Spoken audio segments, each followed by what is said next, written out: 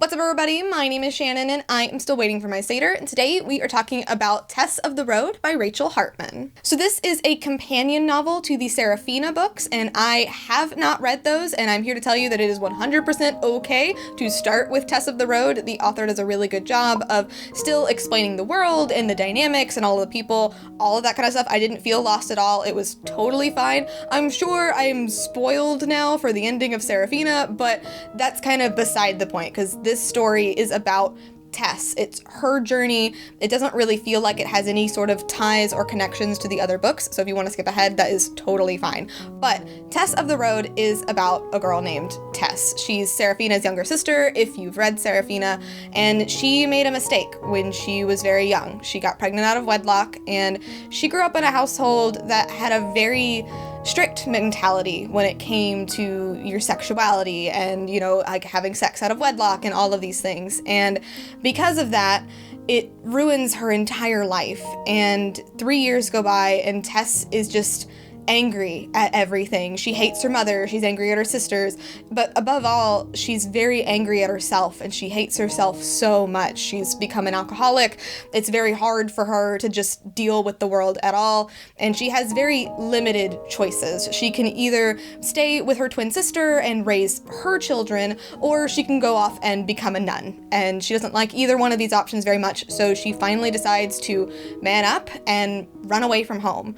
And this book is that journey. This is her on the road for almost a year, and a lot of things happen to her. She meets a lot of interesting people, and above all, it's her unpacking her feelings and her dealing with what's happened to her and dealing with the world around her. And by the end of the story, she's completely changed. She's completely unrecognizable from the Tess that we met at the beginning of the book. And a lot of people, I read a lot of reviews before I read this, were disappointed by this because it's like set in a fantasy world and there are dragons and other cool creatures and all this kind of stuff, but it's not like this swashbuckling road trip adventure. It is an introspective story. It is about Tess dealing with her trauma and figuring things out and coming out the other side. And some people aren't into that. I, however, think this book is so beautiful. It's moving. It's stunning. It's been described as a triumph for the Me Too movement, and I completely agree. And it's just left my emotions in an absolute mess. I was crying even just trying to think about how to make this video, because it makes you think about so much. Like Tess having to deal with all of these mentalities and like everything that her mother was telling her and the way that she was brought up and just her view of herself and her view of the people around her. She's so terrified of other people, and she knows what it's like. She knows what happens to young girls when they're alone, so she cuts her hair immediately and like pretends to be a boy so that she can pass through the world unnoticed, and she learns how to walk on. So many times she wants to quit, so many times she just wants to stop and just die and kill herself, but she keeps walking on. And as the story goes on, she learns that sometimes blindly walking on isn't always enough, and it just gives you so much to think about. You learn her whole story. What happened to her? What happened to her child? How did this happen? Like, what's going on? And it breaks your heart, and more than anything, it makes me just want to scream at everybody to please go read this book. I feel like young girls, especially girls Tess's age, should read this book, because there are some people that still grow up in environments like this. There are still people who grow up to think and view themselves this way, and this book shows you that you're not alone and that you do have more choices and that it's gonna be okay. And it's so beautiful. Like, this might be too heavy to be like required reading for school, but this book would work so well in like a discussion setting, like a book club or just anything, because it gives you so many themes to think about. It makes you think about things from different perspectives, and that's something that when a book does that, to me, it's doing its job. It should make you feel something. It should make you called to do things, and Tess of the Road definitely does that. Now, I am only giving this book an A- because the pacing is slow.